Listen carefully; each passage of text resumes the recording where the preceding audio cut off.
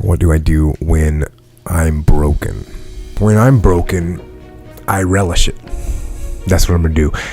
I'm going to use it. Because if I'm broken, then I just found my limitations. And until I know what my limitations are, how can I push them? How can I get better? But once I see it, once I feel it, once I see where I was broken, then I can attack that weakness. I can fill in that gap. I can reinforce that breach. If you break, it means it's time to fortify your will to make it stronger. There's all kinds of different ways to break. You can break physically, you can break mentally, you can break your heart, you can break your spirit, and none of those are fun, and all of those are gonna leave a mark. But the mark that they leave can be the mark of victory or it can be the mark of defeat. Because every time you break, and in every way that you break, while it's a chance, it's definitely a chance for you to give up and for you to just to fall apart. But there's also opportunity.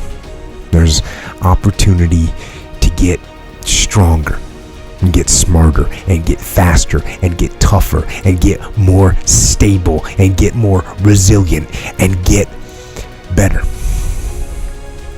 When you break, you have the opportunity to show the world, the whole world, what you are really made of.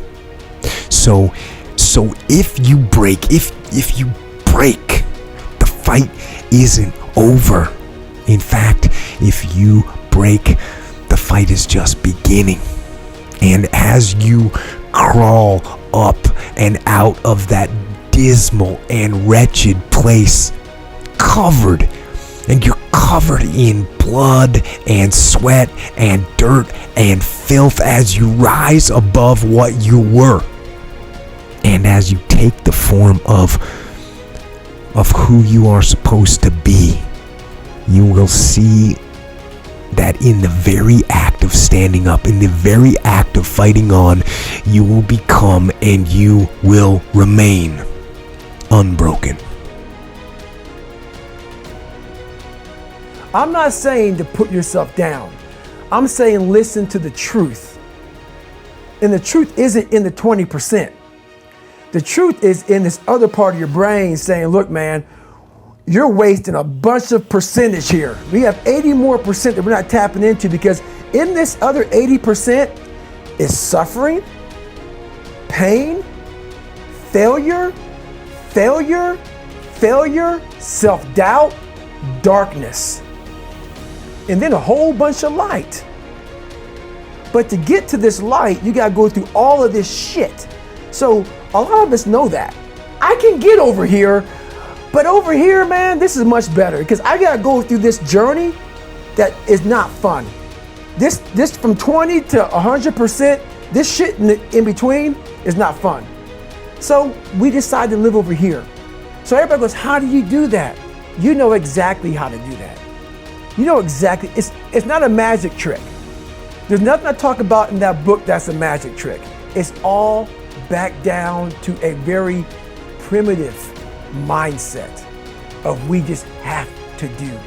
It's like breathing. Breathing becomes normal. Like we don't even know that we're doing it. That's how you have to live your life. When that alarm clock goes off at 4 or 5 in the morning, your mind says no. You just say, this is what we do.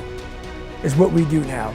Because to get to where you want to go, the amount of pain involved, I'm not saying physical, I'm not saying you got to break yourself off.